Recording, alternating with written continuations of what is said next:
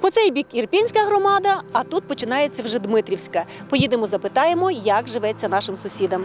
Найперше розпитуємо про село у простих мешканців. Моя родина переїхала в Дмитрівку в 2008 році. З тих пір 13 років ми мешканці. В цьому селі народилася наша третя дитина. Ми дуже задоволені життям. У нас мальовниче село. У нас свої станції тепла, газові. Коли немає, не дай Бог чого, в нас електрика включається. Міняються зараз труби водопостачання. Майданчики спортивні зроблені, і чистота і порядок. Одним словом, мені дуже-дуже подобається тут все. Дмитрівську сільську раду вже майже 30 років незмінно очолює Тарас Дідич. Тепер до її складу входить 5 колишніх сільрад. Завдань, викликів та відповідальності стало ще більше, ділиться очільник громади. Зараз для мене головна задача, щоб через 5 років жителі Дмитрівської територіальної громади не були розчаровані, а щоб вони відчули всі переваги і всі ті плюси, які надає території громаді можливість нового утворення нової територіальної громади. Невирішених питань у новоствореної громади дуже багато. Та найбільший біль, що на сході України гинуть односельці. А перед хлопцями, які повернулися з АТО, досі не всі виконали свої зобов'язання, каже Тарас Дідич. По всіх учасниках АТО ми повирішували земельні ділянки, тільки як передбачено було законом, ми повиділяли.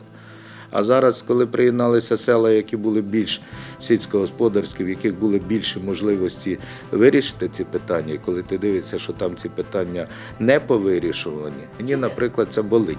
Сьогодні бюджет розвитку громади – 25 мільйонів гривень. Голова каже, це замалі кошти, щоб активно піднімати соціальну сферу сіл, які приєдналися.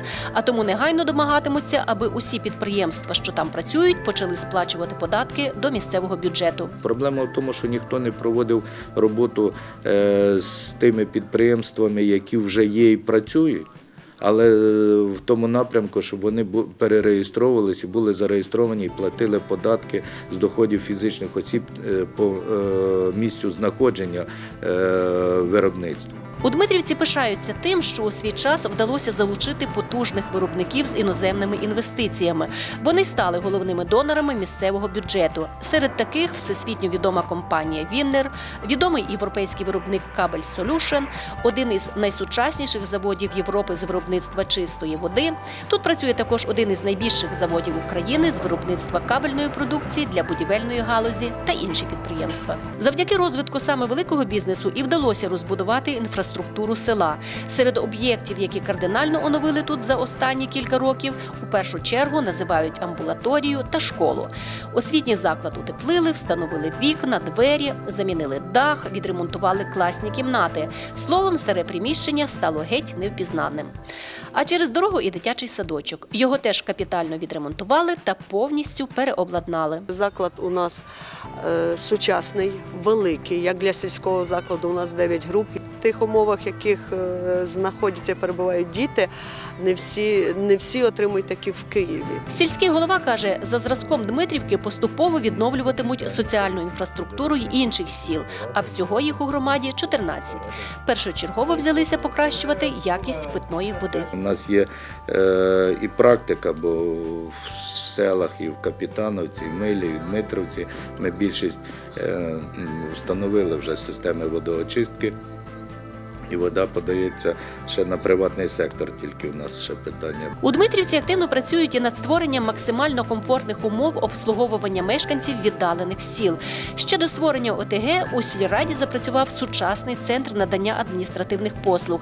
Тепер організовують його представництво у старостинських округах. Зараз йде якраз швидко питання, щоб облаштувати віддалені робочі місця, щоб люди могли приходити і отримувати ці послуги у себе, а не їхати в адміністративний центр і максимально наблизити до людей ці речі. А у Шпицьках саме зараз наводять лад у парку імені Миколи Терещенка.